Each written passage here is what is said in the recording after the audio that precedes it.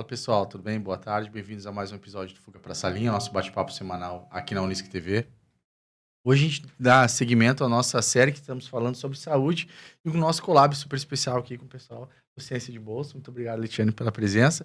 E hoje, né, Litiane, a gente vai falar mais um episódio importante, né? Marcando esse novembro especial, né? Sim. É a minha primeira vez aqui, né? Tô participando hoje nessa collab do Ciência de Bolsa com Salinha, né? E a gente trouxe um convidado especial hoje. O Gustavo Gomboski. Ele é pós-graduando lá no Programa de Pós-Graduação e Promoção da Saúde, doutorando, né? E ele é enfermeiro, estomatologista, especialista em doenças crônicas. E a gente trouxe ele hoje para falar desse episódio que a gente nomeou Diabetes, Mitos e Verdades. O que mais você precisa saber? E aí eu começo com uma pergunta para o Gustavo, né? Dia 14 de novembro é o Dia Mundial da Diabetes. Gustavo, por quê? Por que esse dia foi escolhido? O Dia Mundial da Diabetes. Bom, só uma correção eu vou fazer antes, assim, que não é estomatologista. Estomatologia é uma outra ciência. A gente sempre se confunde, porque a estomaterapia, que é a minha especialidade, na verdade, ela é uma especialidade pouco conhecida na enfermagem. Então, muita gente confunde com estomatologia. Então, tudo certo, tudo certo, tá tudo certo. Então, na verdade, eu sou estomaterapeuta, né? Que é uma área que cuida de feridas, ostomias. Então, é outra realidade, assim. Bem, a gente tem o dia 14 de novembro como Dia Mundial do Diabetes e o dia 26 de abril, no Brasil, é o Dia Nacional do Diabetes, né? Então, a gente tem que cuidar isso só, assim, né? Por isso que a gente tem duas datas que se comemora, que se traz a questão do dia do diabetes aí.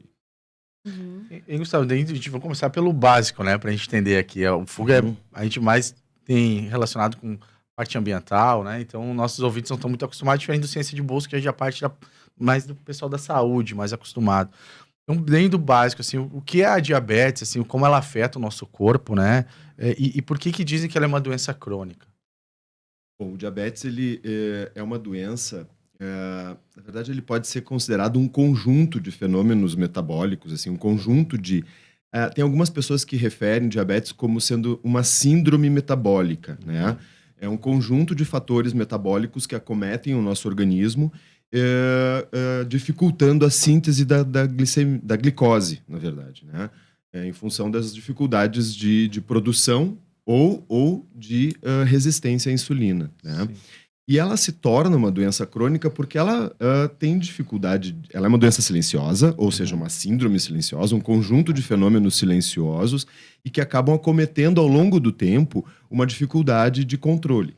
E porque nós não temos cura do diabetes, né?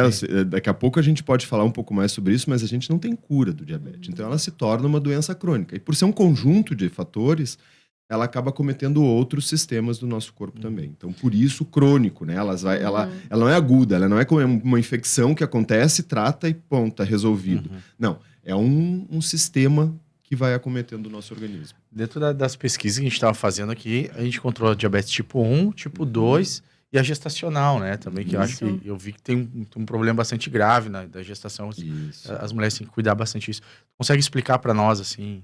Certo. Bom, isso é bem importante, inclusive, bem legal de a gente abordar, porque todo mundo acha que diabetes pode ser tudo igual e não é. Né? Isso que na minha pesquisa eu encontrei isso. E não é. Né? Por exemplo, começar pelo final, o diabetes gestacional, ele pode ser desenvolvido somente durante a gestação, e pronto, né? Por uma série, de fato, de descontroles metabólicos, hormonais que a mulher passa durante a gestação e que pode afetar, sim, o controle glicêmico através da dificuldade de sintetização, de metabolização da insulina e ela queimar a glicose. E afeta ela e o bebê. E o bebê. E o bebê, exatamente, né? Tem uma série de consequências aí. A gente pode ter um crescimento muito grande do bebê, a gente pode ter um hipodesenvolvimento do bebê. Que ele não cresce o suficiente. Que ele não cresce, exatamente, ele não vai crescer o suficiente, ou ao contrário, ele pode crescer demais também, né? Pode acontecer da mulher ter problemas na gestação, problemas de manutenção da gestação, um parto prematuro, isso é muito comum acontecer, né? Novembro também foi um mês de conscientização da prematuridade, uma discussão em relação ao parto prematuro relacionado ao diabetes. Né, a Sociedade Brasileira de Diabetes, junto com o Ministério da Saúde, está conscientizando e trabalhando muito fortemente nisso. Então, uma série de consequências que podem acontecer em relação a isso. E isso pode ter um fator genético, pode ter um fator hormonal na mulher e que também raramente é detectado antes de a mulher ter uma gestação. Dificilmente a mulher vai se ocupar de se preparar se ela vai desenvolver diabetes gestacional ou não. E tem como mapear isso? Sim, existe formas de mapear, né? Existem formas de controle prévio, mas não existe formas de evitar que isso vá acontecer. Sim. Claro, existem formas de tentativa de evitar, né? E formas de prevenção, como para muitas outras pessoas. Hábitos de vida saudável. Hábitos de vida saudável, estilo de vida. Alimentação, esporte. Exatamente. Mas, se existe algum fator genético que possa desenvolver diabetes gestacional, ela vai desenvolver. O diabetes tipo 1, na verdade, é aquele diabetes desenvolvido lá na infância, na adolescência, na primeira adolescência, né, que ele é causado por fatores genéticos que dificultam, sim, a liberação de insulina no organismo. Né? Então, e o diabetes tipo 2 é o diabetes que é desenvolvido na vida adulta ou nos idosos, mas cada vez menos a gente desenvolve diabetes tipo 2, né? Cada vez mais cedo as pessoas estão desenvolvendo diabetes tipo 2, e ela está relacionada ao estilo de vida também, fundamentalmente é isso, né? Ela é uma diabetes que tem resistência à insulina. O sujeito desenvolve resistência insulínica no organismo. Portanto, uma dificuldade de sintetização da glicose no nosso corpo por conta de resistência. E isso tem muito a ver com estilo de vida, tem muito a ver com outras doenças crônicas, né? Como colesterol alto, triglicerídeos alto, obesidade está muito relacionado com isso também. Então essa são tipo diferentes. 2, essa tipo 2 é mais ou menos aquela que a gente costuma ver o vô tem, a mãe tá desenvolvendo, né? Pessoas mais velhas, é isso? Leti, essa é uma boa questão, assim, porque na verdade tu falou, ver o vô, né, as pessoas mais velhas. Então, cada vez mais cedo as pessoas estão desenvolvendo diabetes tipo 2. Cada vez mais cedo. Muito.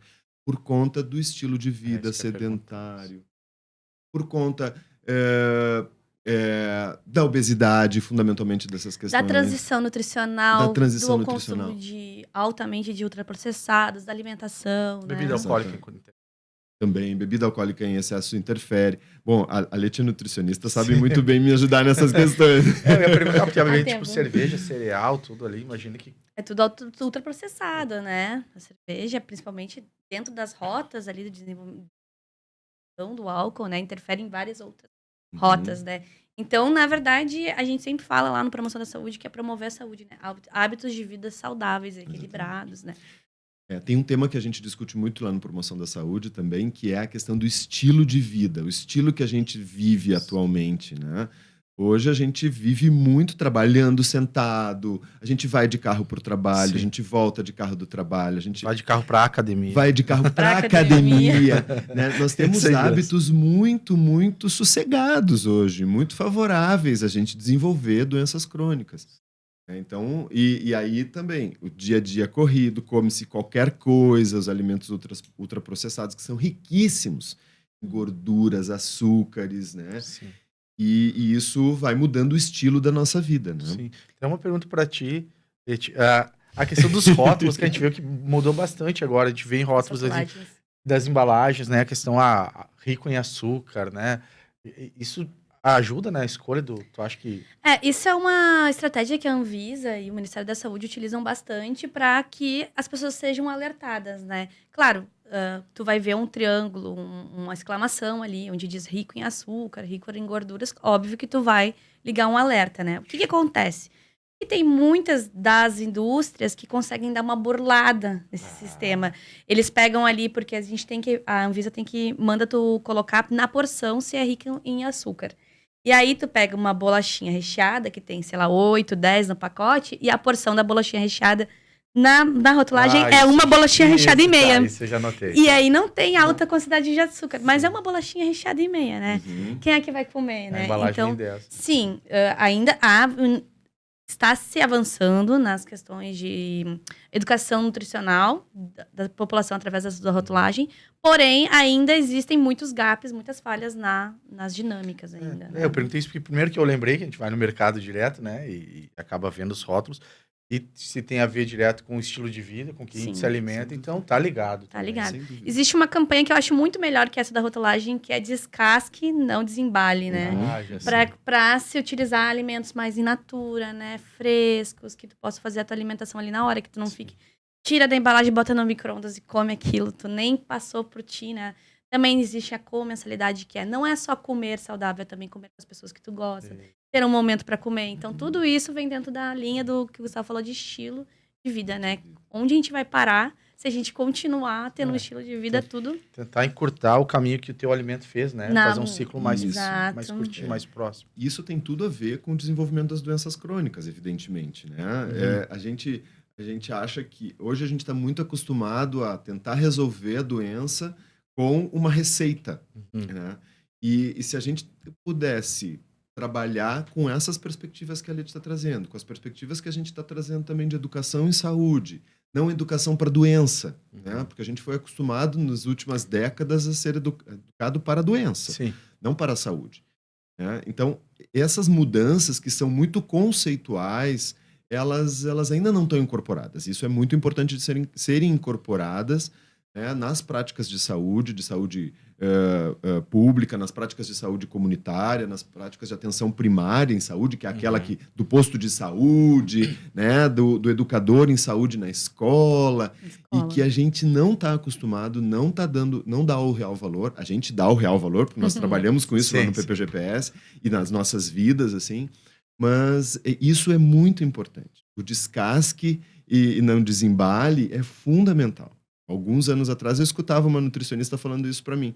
A qualidade da tua alimentação ela vai ser olhada pelo lixo que tu tem na tua casa. É isso. Dentro da tecnologia ambiental a gente trabalha bastante. Exatamente. Quanto mais o teu lixo orgânico for rico, melhor a tua alimentação. Sim. Então, e por aí vai, né? Toda essa questão da doença crônica, do diabetes, da hipertensão, enfim. Sim. O fator genético, o quanto ele interfere nisso? Assim, meu avô teve... Eu vou ter, é certo? Ele realmente pula uma geração, né? Porque eu já ouvi falar, não, meu avô teve, meu pai não tem, eu vou ter. Existe isso? É uma matemática assim? Assim, até há pouco tempo a gente acreditava, né? As pesquisas acreditavam lá, que a Sociedade Brasileira de Diabetes discutia muito isso, que sim, que pulava uma geração, né? E que, bom, então meu avô tinha diabetes. Meu avô morreu por diabetes. Foi um grande movimento para eu estudar diabetes na minha vida. E eu, então, me preocupei a vida inteira que eu pudesse ter diabetes. Então, eu procuro ter hábitos e cuidados saudáveis para não ter diabetes. Para cuidar do meu corpo. Não vamos arriscar, né? Mas não vamos arriscar, exatamente. É a mesma coisa com as cardiopatias, hipertensão e tudo mais. Então, eu sou uma bomba relógio, digamos assim, né?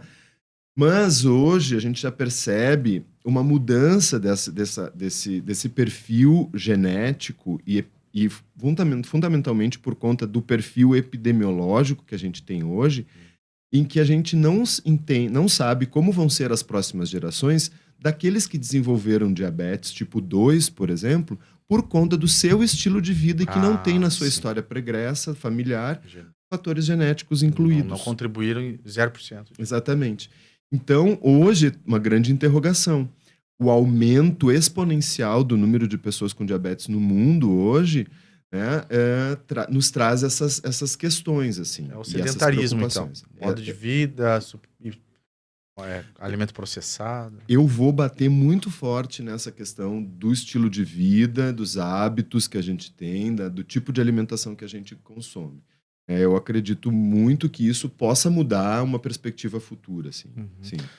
Eu tenho falado dos números, assim, eu queria saber se tu traz alguma coisa nova. Tu falou, então, que tem aumentado muito o número de pessoas com diabetes no mundo e que a faixa etária tem diminuído um pouco, é isso? É isso. Os números são muito alarmantes, de fato, assim, né?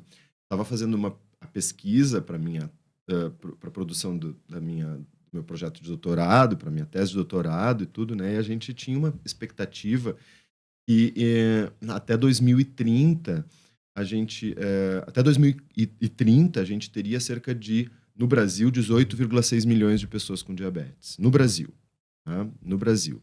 Isso daria em torno aí de 9%, 8,8% da população. Bastante. Bastante, É né? a região metropolitana de São Paulo, quase toda. É. Né? É muita gente. E a gente chega em 2024 com 10,2%, um dado da Sociedade Brasileira de Diabetes, que é corroborado com um dado da Federação Internacional de Diabetes, em 10,2% da população brasileira com diabetes. Então, cerca de 20 milhões de pessoas no Brasil têm diabetes. 24. Em 24. Então a gente adiantou 6 anos Exatamente. e passamos E então esse é um dado realmente muito alarmante, né? A gente teve um boom ali pós-pandemia, realmente um boom de diagnósticos, e isso subnotificado, ou seja, assim, né? Assim, a gente não tem uma notificação de que as pessoas tenham diabetes real. Não tem uma notificação real de que esse número seja real. Pode ser que nós tenhamos muito mais pessoas com diabetes e que não saibam. Como eu falei no início, é uma doença silenciosa, ela vem trazendo consequências, as pessoas acham que aquilo é agudo, ou seja, está acontecendo naquele momento, passou, daqui a pouco, né, não vai voltar mais, mas não. Então são dados muito alarmantes, assim, né? Corrobora Agora, com os dados mundiais. Sim, agora que tu falou da pandemia, me veio, aqui a gente estava falando sobre as questões de saúde mental, né? Existe alguma relação com questões de estresse, de declínio de saúde mental com o desenvolvimento de diabetes? Sim, é evidente, né? A gente também, isso ajuda a mudar o estilo da vida da gente também, né? Então, sim, tem a ver. Não é uma causa prioritária. Direta, daqui a pouco, né? Não é uma causa direta. Ela é uma causa secundária. Mas, sim, o estresse, né, pode vir a causar consequências em relação ao estilo da vida da pessoa que venha a levar a comer qualquer coisa, beber mais, né? Relaxar na academia, não ir, não fazer seus exercícios. Não fazer seus exercícios físicos, não te encontrar com as pessoas com que tu gosta, não fazer uma refeição em conjunto, né, não preparar aquilo mais rápido. Então, isso é bem importante.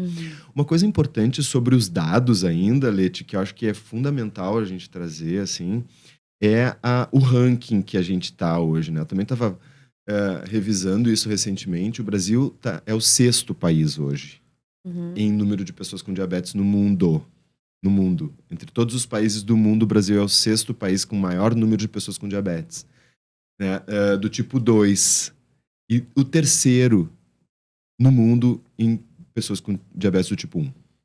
Nossa, isso é muito alto, sabe? Isso é muito porque a nossa população não está entre as maiores do mundo. Né? Não está entre as maiores do mundo. A gente é o então, quinto, né? Quinto no mundo em população. Em população, então é muita gente. É muita gente. Isso que é bastante chocante. Tava falando bastante ali a questão dos sintomas, ela é silenciosa, ela vai chegando. Como a gente pode mapear isso? O que a gente sente?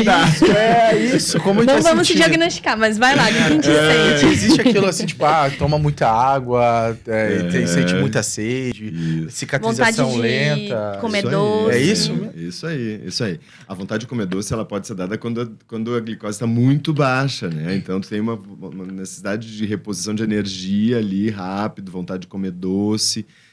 E essa perda, então, esse aumento do volume de glicose no corpo dá muita sede, a questão das dificuldades de cicatrização, né? Por exemplo, os exames regulares estarem com alterações de glicemia, um com maior glicose, outro com uma glicose normal, e outro daqui a pouco está de novo com a glicose maior, e outro está com a glicose diminuída de novo. Opa, tem alguma coisa errada aí. Né? Com o tempo, o desenvolvimento do diabetes, assim, dificuldades de visão é a primeira consequência, né? A retinopatia diabética, ou seja, a diminuição a lesão da retina e a dificuldade de visão da retina.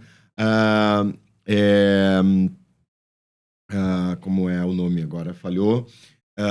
Catarata precoce, né? Também pode ser um sinal de diabetes.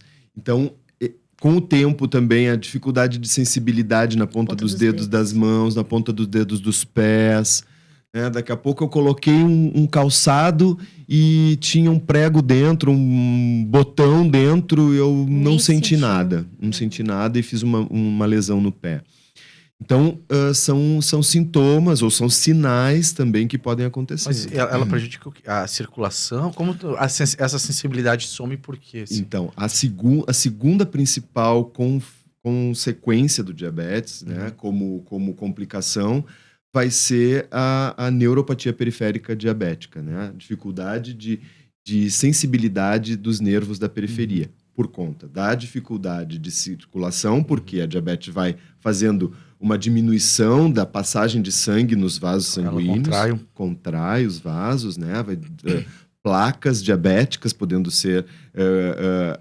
e ampliação do tamanho... da espessura dos vasos sanguíneos, então diminui a circulação de sangue, consequentemente o aporte de sangue bom, digamos assim, né, de sangue arterial, nos nervos da periferia, que então cada vez vai afinando mais, vai tendo dificuldade de chegar sangue aqui, mais dificuldade de chegar sangue nos nervos e diminuição dessa nutrição dos nervos, e aí acaba acontecendo morte desses nervos que causam a sensibilidade da periferia, né? Tanto nas mulheres como nos homens, perda da capacidade erétil também no homem, né? Então, nas mulheres também pode acontecer isso, né? Da sensibilidade periférica, da região sexual, então também pode acontecer isso. Mas isso vai acontecendo a famosa neuropatia periférica, neuropatia do diabético, e causando o tal do pé diabético. Isso, eu ia perguntar, o caso é emblemático, né? Emblemático. Vai perder o pé. Vai perder o pé. Cuidado, não vai perder o pé. Então, a neuropatia ela é uma das causas de feridas por diabetes, então, né, da perda da sensibilidade. Então, é uma das questões que tem que ser muito observada, assim. Antes da gente voltar no pé, tu quer falar? Não. Antes da gente voltar no pé, né, tu tava falando em um monte de sintomas, mas o que desses sintomas, ou quais os exames que a gente pode fazer para fazer o diagnóstico? Existe um diagnóstico precoce? Existe uma forma mágica de a gente descobrir, já começar a tratar? Como é que é? Chá de arnica cura. Chá de arnica. É tudo. Boldo já falaram também. Vários. Boldo. Não façam em casa. Não façam em casa. Água ajuda a curar. Água, muita água. Muita água. Né, mas também tem que ver se faz xixi direitinho também, né? Um diagnóstico prévio, assim, a gente não vai encontrar uma forma de diagnóstico prévio, né? O que tem que ser observado para diagnosticar diabetes, então, né? Prestar atenção no seu histórico familiar. É horrível. É horrível? Pois é. Meu avô teve também. o mesmo destino teu, assim. Foi. Pois é. Né? Então, eu também. Né? Então, fundamentalmente, prestar atenção no histórico familiar. Prestar atenção no seu estilo de vida. O jeito que eu sou, o jeito que eu me comporto no servir o prato, no meu dia a dia. Sou obeso, sou muito magro. Prato muito amarelo. Pois é, muito amarelo, né? Talvez, assim, se tiver aí um frango com açafrão, né? Um macarrão, uma moranga. É muito amarelo, mas tá legal, aqueles pratos né? meio pálidos, uma cor só. Uma cor só. É a nutricionista aqui do lado. Tem aipim, arroz, macarrão, farofa... E uma batata. Carne, uma batata ainda frita. Isso, o amarelo é isso. Aí tá quebrado, uma né? mandioquinha frita, uma polenta frita. Mas, então, assim, para diagnosticar, previamente, observar. Né? O sujeito vai ter que se observar. E aí, num exame de glicemia de jejum comum, observar se essa glicemia de jejum comum ela está alterada. O que é uma alteração? Acho que daqui a pouco tu vai me perguntar sobre isso, eu já vou responder. O que é uma glicemia alterada? A glicose no sangue alterada. Alterada para mais, ela quando está acima de 99 ou 100, ela já tem que ser ligado um alerta. Esse examezinho a gente faz no dedo, aquele? Não, de preferência aquele que retira o sangue. Né? Tá. A glicemia de jejum, aquela que retira sangue e aí faz o exame no laboratório. Aquele exame do dedo, ele pode ser um parâmetro também. Entendi. Mas, normalmente, o exame do dedo a gente não faz numa condição adequada. Faz em qualquer momento do dia, né? Foi lá e tá passando na rua, tem uma campanha, foi lá e fez. Mas nessas campanhas, normalmente, não se aborda qual a situação e qual a condição que aquela pessoa está naquele momento para ser submetida àquele exame do dedo. Exame laboratorial. É um exame laboratorial. né? Tantas horas de jejum, fez o exame de coleta, verificou que a glicose no jejum ela está acima de 99, acende uma luz amarela porque ela tem que ficar atento. Ela está acima de 110, opa, a luz laranjou para vermelho, né?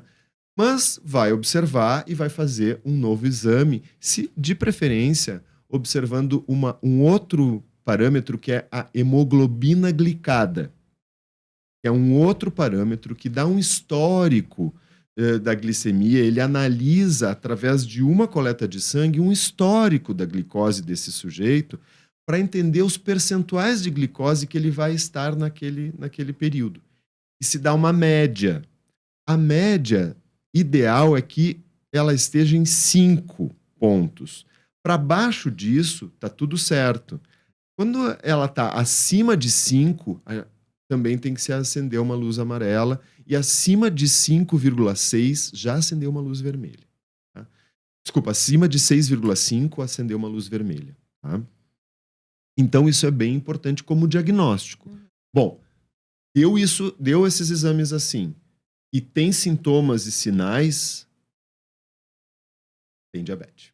Tem diabetes. Então vai monitorar, né, 3 meses, faz de novo os exames, continua assim, a diabetes vai começar a tratar diabetes. Né?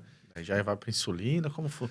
Pois então, uma ótima questão. Não necessariamente, Sim. né? Aí vai ter que se ampliar, né? Aí vai ter que se fazer um exame de níveis de insulina no organismo para saber também uma curva insulínica para entender qual é uma curva glicêmica para entender também qual é a alteração que se dá, em que nível se dá essa alteração. Também todo diabetes precisa usar. E aí entra o exame de glicose da ponta do dedo, que é essa aqui, que tu estava tá. falando.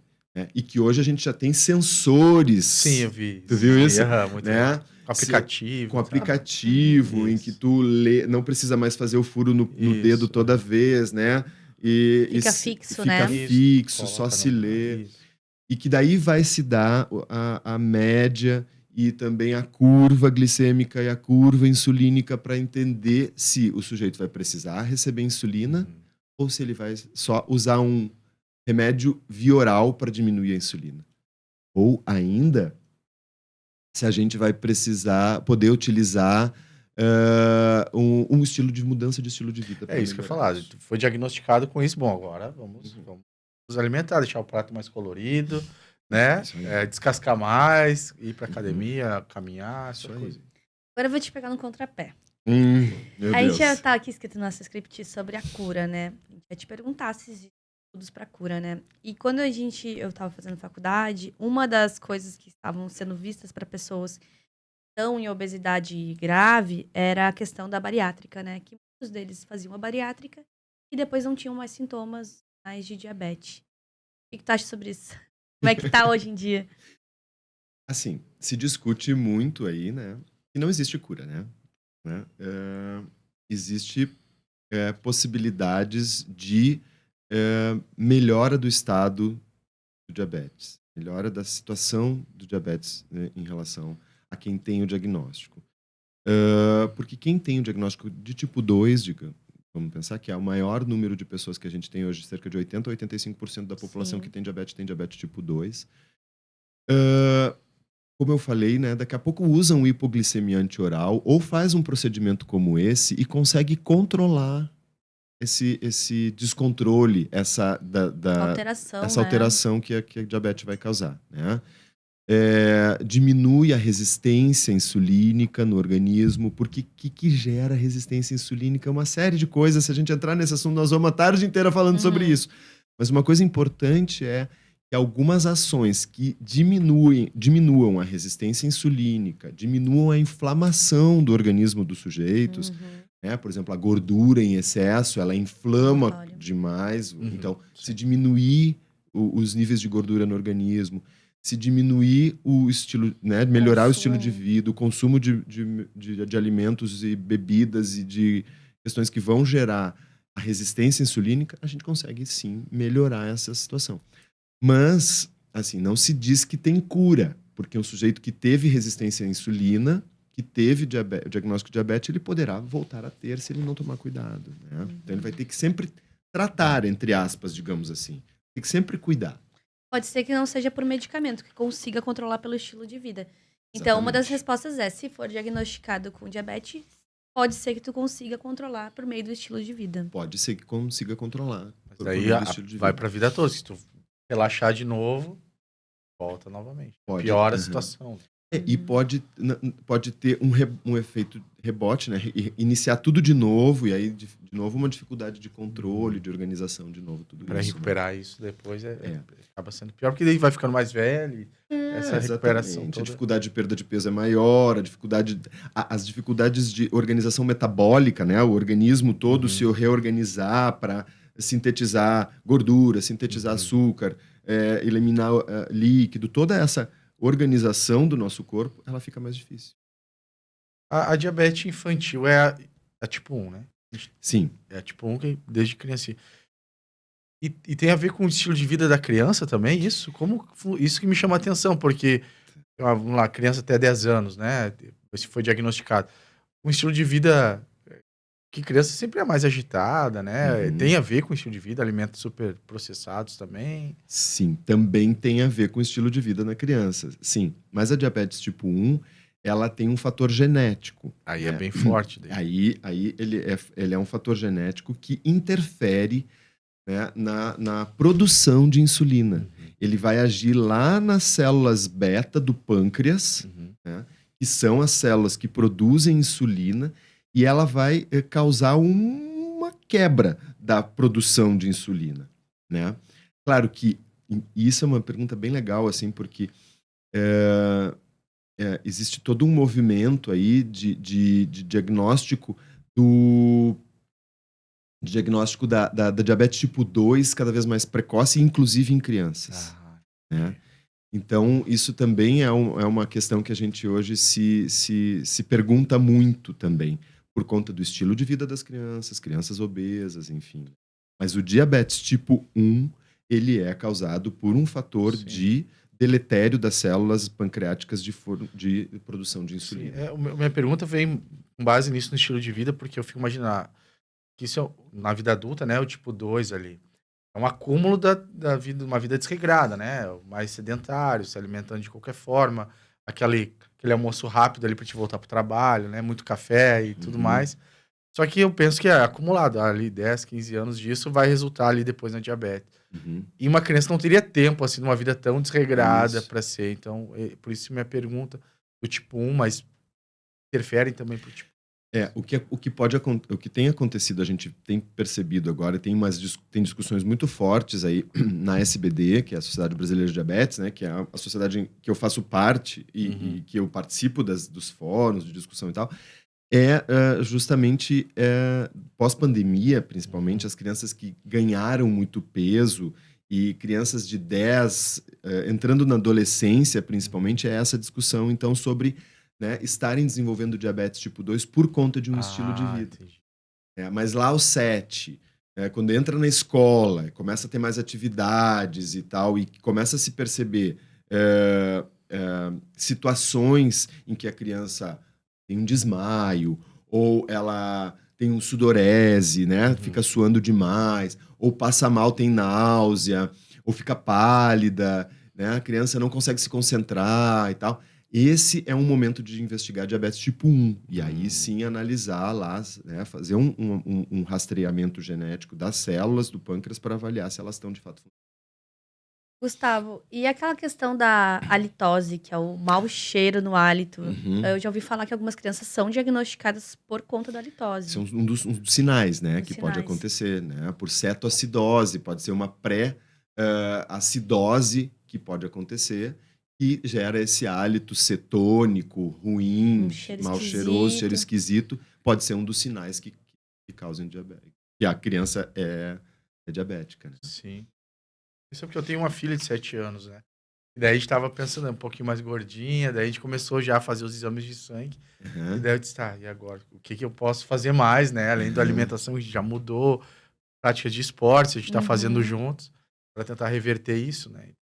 Pergunta tinha um fundo pessoal. Pessoal. Onde tinha a consulta, né? É isso aí. Sim, acho que na família agora, hoje eu tô modo nutricionista, né? Acho que quando tem a criança na família é importante os pais darem o exemplo, né? É uma das coisas mais importantes.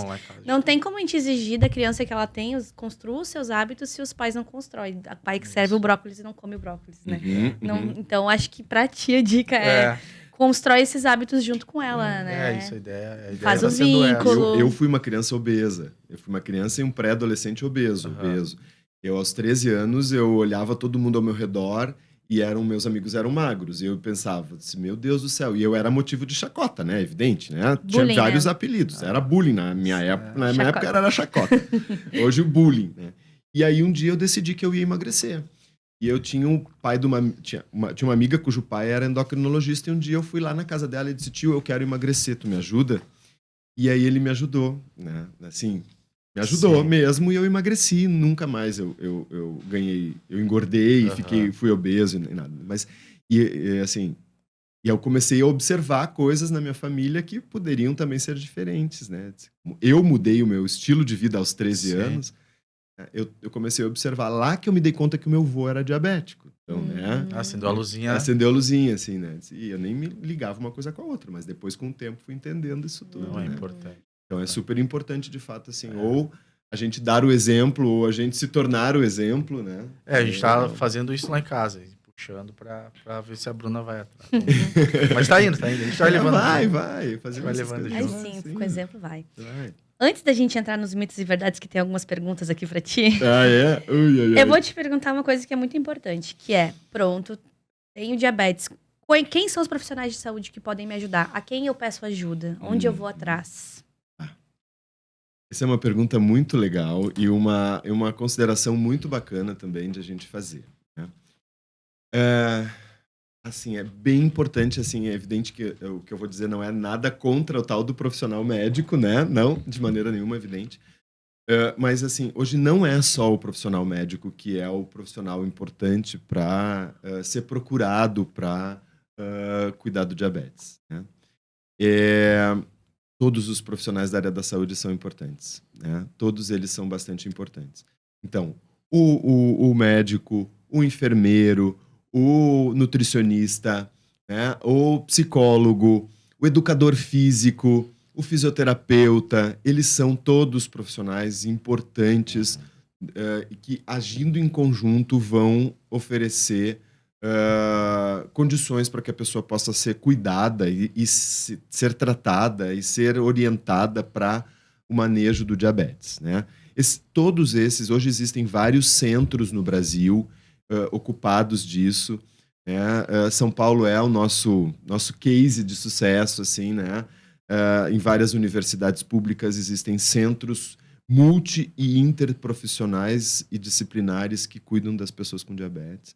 Um grande centro é um centro de diabetes da Unifesp, da Universidade de São Paulo, que tem um grupo multiprofissional e interdisciplinar. Ambulim, né? Hã? O Ambulim da Unifesp, né? O Ambulim da Unifesp, exatamente.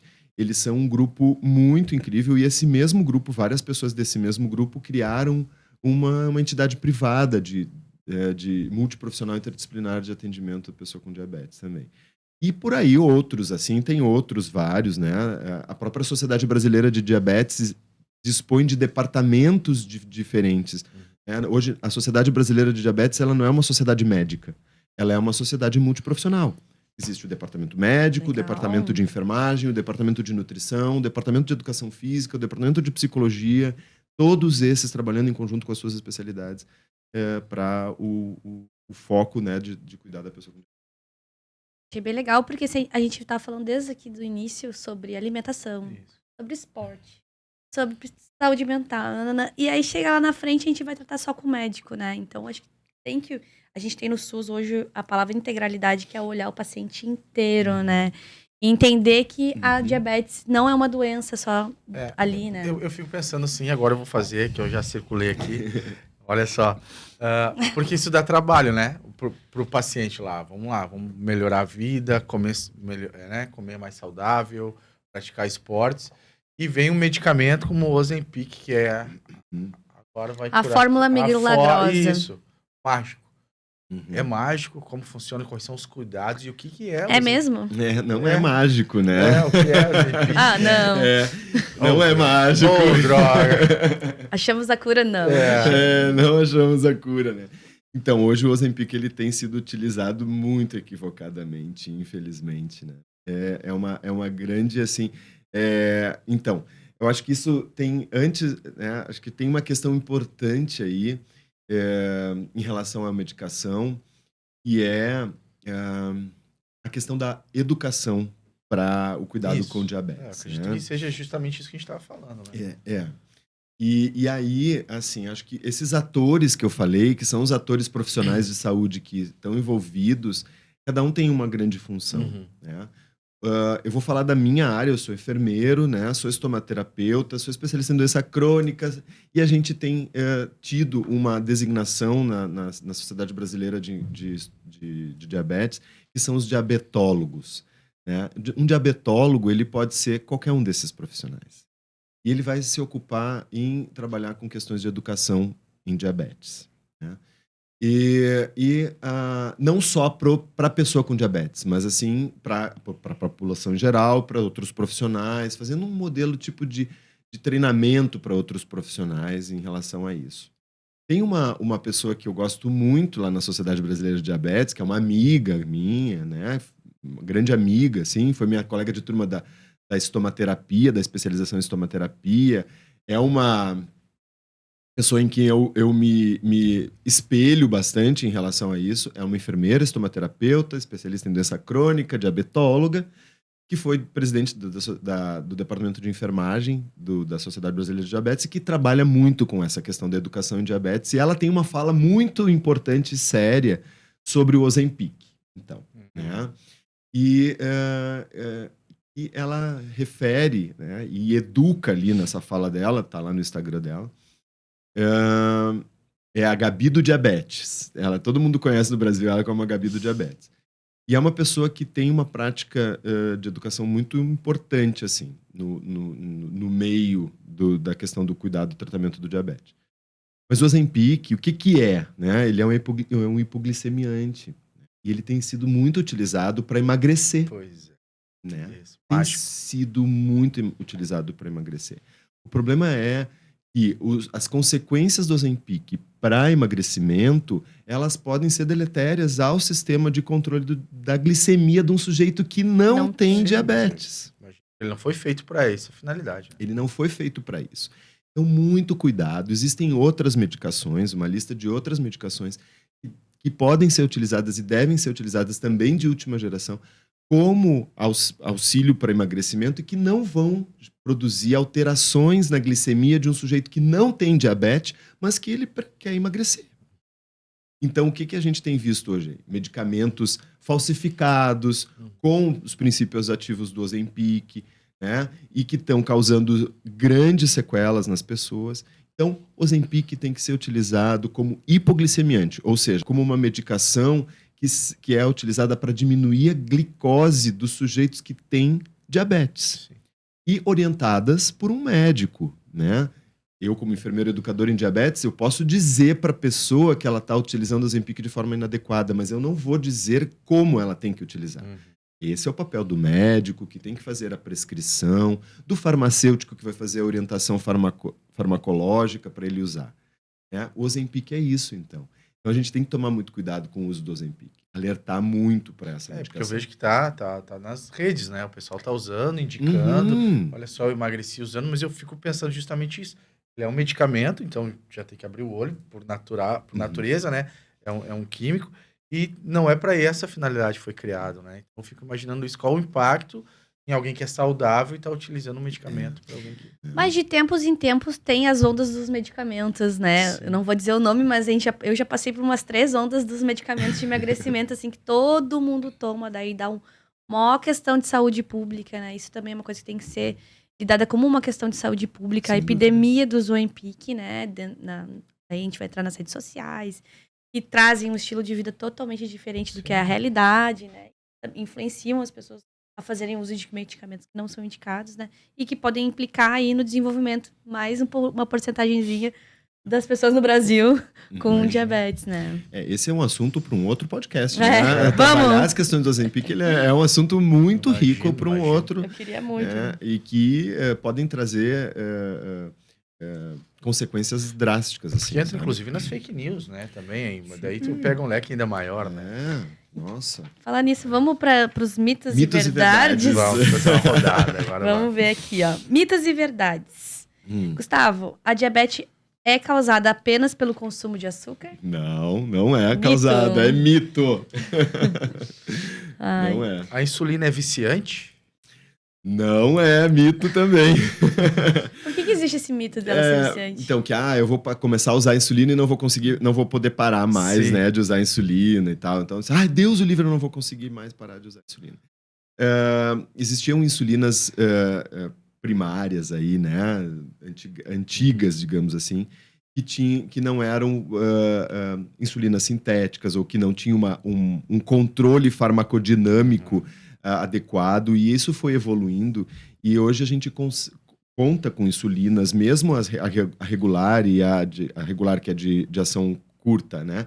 E a NPH, que é de ação mais longa, que tem fatores de controle farmacodinâmico no organismo melhores do que as insulinas antigas. Mas a gente também consegue, atualmente, controlar outros fatores que podem gerar o descontrole metabólico relacionado à insulina, relacionado à glicose, como o controle da hipercolesterolemia, dos triglicerídeos alterados, controles hormonais que vão ajudar nesse processo. Então, uma mulher que teve diabetes gestacional, precisou usar insulina durante um determinado período, passou aquele período, ela pode parar de usar a insulina? Pode. Ela não vai ficar viciada? Não vai ficar viciada, e ela não vai necessitar continuar, evidentemente, de usar a insulina. Aproveitando da insulina, então, a insulina é um sinal de que a doença está no estágio grave? Olha, essa é uma pergunta que eu fiquei me pensando quando, né, em como ela pode estar num estado grave. A insulina do diabético de tipo 1, que tem dificuldade de produção de insulina, se ela está em níveis baixos, sim, ela pode ocasionar um estado grave no sujeito, porque a glicose vai estar muito aumentada e isso pode trazer efeitos colaterais deletérios, né, ou que possam chegar a um estado de gravidade na pessoa. Quem tem diabetes tipo 2, que tem resistência à insulina, né? A insulina, resistência no organismo à função da insulina, ela também pode trazer um estado grave, sim, né? A gente fica pensando, só a glicose alta que pode trazer um estado grave. Não. Né? Se a gente tem muita insulina e pouca glicose... Isso entra naquela questão de autocuidado, né? Porque tem pessoas que têm que fazer insulina todo dia e, às vezes, elas têm que fazer insulina e comer, né? E aí fazem insulina e não conseguem, desenrolam, não comem, e aí ou não mede a glicemia antes de fazer a insulina e faz aquela mesma dose sempre igual toda a vida como ela foi orientada, né?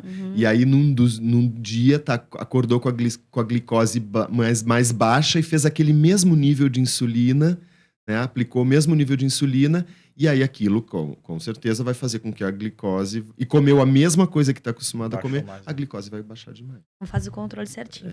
Então quer dizer que o médico vai dizer assim pra ti, vai ter que usar insulina. Não é um problema de... Não vai... Calma. Calma. Tem muita coisa pela frente. Pode parar de usar, pode... Ok. Polêmica. Os vermes causariam diabetes?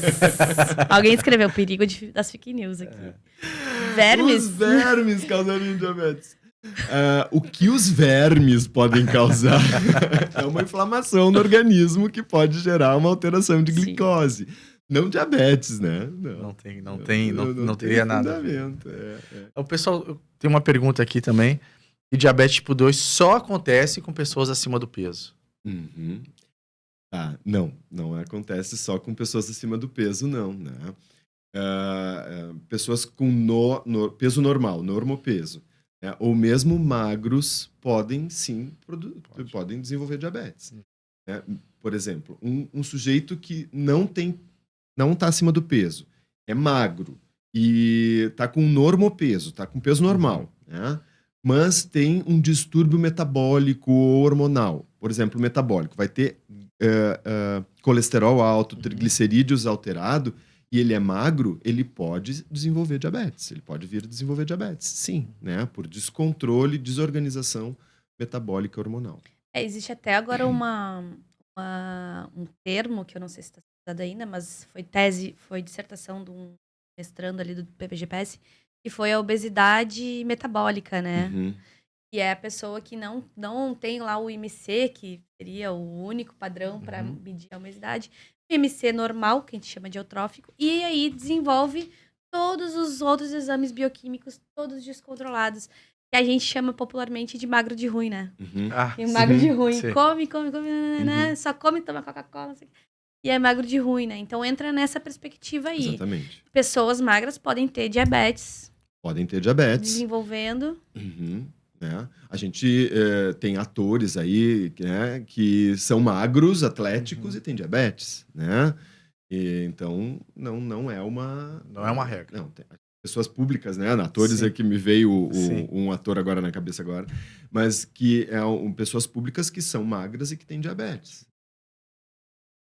Vou fazer essas perguntas aqui, ó. O que significa pré-diabetes? Já é um diagnóstico já, o pré-diabetes? O pré-diabetes não é um diagnóstico, é um alerta, né? É a amarela, a luz amarela. A luz que amarela, falaste. exatamente. Pré-diabetes é uma luz amarela. A pessoa tem que ficar atenta. Pode ser que naquele exame ela tenha tido tenha evidenciado uma alteração de glicose, mas não necessariamente ela vai ter diabetes. Tem que se fazer uma análise de uma série de outros contextos. Tem que se fazer uma análise do contexto daquele sujeito para entender se ele pode ser mesmo, chegar a um diagnóstico de diabetes ou não. Que é a análise ambiental que vocês estavam falando ali. Exatamente. Voltar a fazer os exames, exatamente. Eu queria ver junto agora outras perguntas aqui com questão da tecnologia hoje, né? Queria saber, assim, tá estudando, fazendo teu doc, né? O que tá no hype, assim, da ciência com relação a diabetes? O que estão descobrindo? Eu li aqui um pouco sobre células-tronco. A gente tem a inteligência artificial também agora aí. O que se espera nos próximos anos na pesquisa dessa área? Tu diz, assim, a gente tem vou pensar em duas perspectivas em relação à tecnologia, né? O meu doutorado, ele não tem a ver com as tecnologias duras, assim, digamos, né? Ao cuidado com diabetes, e sim com as tecnologias leves, né? Então, assim, no meu doutorado eu estudo as redes de atenção à saúde, sistemas de saúde, digamos assim. Sistemas de saúde para cuidado e tratamento das pessoas com doenças crônicas, especificamente com diabetes. Mas interfere diretamente naquela chegada inicial. Exatamente, né? Minha pesquisa de doutorado, ela está relacionada com a chegada do sujeito para fazer o diagnóstico. Lá, como é que ele, de fato é isso, como é que ele chega lá e como é que ele vai circular para ser cuidado e tratado, né? Fundamentalmente nos serviços públicos de saúde. Então esse é o tema do meu doutorado. Então ele está mais direcionado a um olhar para as tecnologias leves, assim, né? Ou seja, do que a gente produz mais não empírico, mas mais teoricamente para que a pessoa possa ser cuidada. Isso é um tema de discussão muito sério ao redor do mundo hoje em dia, né? A gente tem países que tinham um desenvolvimento super elevado em relação aos sistemas de saúde, ao financiamento desses sistemas de saúde para cuidados de pessoas com doenças crônicas. Países que historicamente já são países de idosos, assim, ou de pessoas longevas e que já têm históricos de doenças crônicas, como a Inglaterra, né? A Itália, a França, mas principalmente a Inglaterra, que passa por uma crise nos seus sistemas de saúde atualmente. O Canadá, que é um dos países que mais também se desenvolveu em relação às tecnologias leves de cuidado de pessoas com doenças crônicas no mundo. Aí, principalmente no século XX, isso foi desenvolvido. E então, assim, a gente tem um problema de saúde pública hoje, que é a longevidade, né? Um problema, mas que ele pode ser tratado, evidentemente, né? Pode ser olhado. Então, acho que a questão do olhar para as tecnologias leves, né? Pensar formas de a gente cuidar das pessoas, investimento nos sistemas de saúde para pessoas com doenças crônicas, e nessa perspectiva que a gente falava lá no início da nossa conversa, né? De mudar estilo de vida, de não ficar centrado tão no médico como o ator principal para melhorar a minha vida, a minha saúde, é uma discussão que está sendo levada. A educação para as doenças crônicas, e nesse caso para o diabetes, né? Então, as campanhas aí em nível mundial das sociedades nacionais e internacionais em relação ao diabetes. É só para a gente explicar, né, que a tecnologia leve, quando a gente fala na Isso é saúde, importante. ela vem do cuidado de conversar, de educar, de entender. Porque às vezes o investimento nos serviços de saúde ao longo do tempo sempre foram focados a comprar o melhor raio-x que tinha, Sim. a desenvolver a melhor máquina de tratamento, lá do câncer avançado, né? Acho que é isso que o Gustavo está querendo falar. E a saúde teve que parar, saúde coletiva, respirar e dizer, não, a gente não tem que ficar gastando para curar as pessoas lá na frente. A gente tem que gastar mais para que elas não fiquem doentes. E essas tecnologias leves falam disso, de que a pessoa compreenda essa situação de saúde, né? Tratam por N motivos, então, fazer educação, fazer as campanhas, né? Isso que o Gustavo fala de como tecnologia leve. A dura é a máquina de raio-x, é o exame avançado, mas é uma revolução membranas. grande nisso, dentro do sistema de saúde, né? Porque até os enfermeiros, técnicos que estão lá também tem que mudar uma abordagem. Muda bastante, Toda né? a formação, né? Toda a formação. Do profissional de E saúde. tu chegava no lá Brasil. também, preenche o formulário, senta ali, faz o raio-x ou vai embora, uma semana o resultado, vai no médico e pronto. Em relação ao diabetes, faz o exame de glicose, faz a hemoglobina glicada, o exame deu alterado, começa a fazer o tratamento. Toma o remedinho. Pega o remedinho, toma o remedinho e vai resolver o teu problema. Muda a dieta ali um pouquinho, mas isso não é tão importante, o importante mesmo é tomar o remédio e tá tudo resolvido. E não é assim que a gente hoje precisa mais trabalhar. E em relação às... Mas é mais inteligente, né?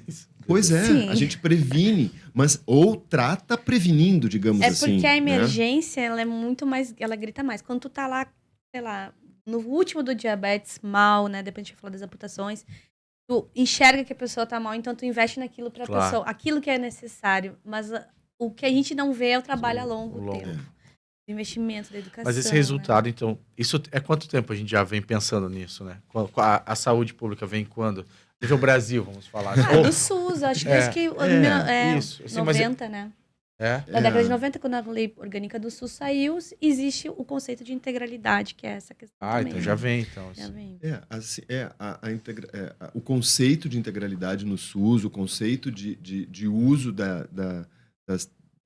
uma tecnologia leve, ou seja, do processo de educação em saúde, em outras abordagens que não aquela do remédio, da máquina, do equipamento, o melhor equipamento para medir glicose, o sensor que armazena o dado na nuvem, né? É fundamental. Hoje é fundamental. Eu não quero mais ficar picando o meu dedo para fazer exame de glicemia. Conforto, né? É um conforto. Né? E a gente no Brasil está um pouquinho além ainda do que a gente tem de tecnologia dura, digamos, né? As tecnologias do computador, da nuvem, né? Essa coisa da inteligência artificial, traduzindo em miúdos, assim, que a gente utiliza. Existem muitas hoje ao redor do mundo que não chegaram até nós em prol e benefício da pessoa com diabetes. E a maior parte da população não tem noção de que tem isso. Né? Hoje, o melhor, o mais incrível hoje é a gente ter o sensor de glicemia e as canetas autorreguláveis, né? Que linka o que o sensor mediu com a caneta e a caneta já dá mede, a dose, já dá a dose certa. Entendi. Né? A caneta, inclusive, já linka a informação que o sujeito colocou do que ele tomou no café da manhã, com a glicemia que ele mediu no sensor, com a contagem de carboidrato daquela dieta que ele fez e dá a dose de insulina necessária para ele e ele só vai lá e aplica com a caneta. Né? Então a gente tem essas tecnologias e muitas outras que a gente tem por vir aí, que foram apresentadas no Congresso Mundial, né, do IDF, do International Diabetes Federation, da Federação Internacional de Diabetes, agora esse ano, que são incríveis, assim. E do ponto de vista da melhora clínica ou do tratamento clínico para o diabetes, tem muitas pesquisas evoluindo aí em relação ao uso de células-tronco para injetar no pâncreas, para tentar né, que o pâncreas volte a produzir insulina, enfim. Te chamou a atenção essas novas tecnologias? Teve alguma coisa que tu não imaginava? Teve a questão da interface da caneta, eu fiquei muito encantado. Assim, eu achei interessante também. Porque, assim, para uma pessoa que não tem por exemplo, uma pessoa mais leiga, que tem mais dificuldade de fazer a contagem de carboidratos, que tem dificuldade de visão para mexer na caneta, se ele tiver acesso a essa interface, ele simplesmente vai digitar no celular dele, no aplicativo, o que ele tomou de café da manhã. Daqui a pouco só clicar, né? Fez aqui e tudo vai estar feito para ele. A gente tem que... É contigo, Bruno. O trabalho aqui, infelizmente. Tá bom. Tem muita coisa, né? É muita coisa. Tem coisa que a gente nem falou ainda. Tem muita coisa pra gente conseguir, mas... Opa, olha aí, ó. É esse horário. Esse horário, porque é um tema muito abrangente, né?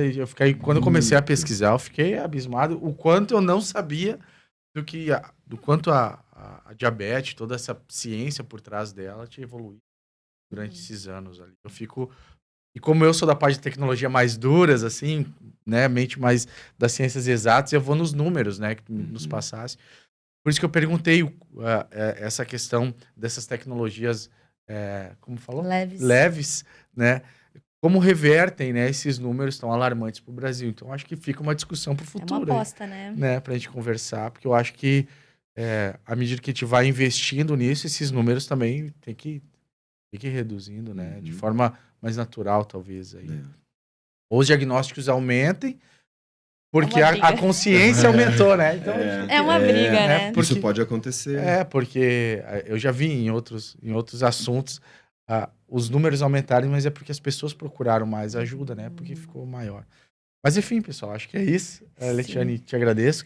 Eu que agradeço com o convite, foi muito legal nessa conversa hoje. Eu adoro conversar com o Gustavo, ele desenrola muito bem todos os assuntos de diabetes, muito bom. Gustavo, muito obrigado pela tua presença aqui no Fuga, nesse collab, né? A gente fez uma série já de parcerias ali no assunto de saúde, que realmente não é o foco, não é o forte do Fuga, né? Mas a gente acha importante trazer também para o nosso público e conversar. E agradeço muito ao Ciência de Bolso, sempre de pronto nos aceitar aqui a conversar. Legal, muito obrigado também pelo convite de novo, Leti, né? A gente já fez um Ciência de Bolso sobre esse tema, né?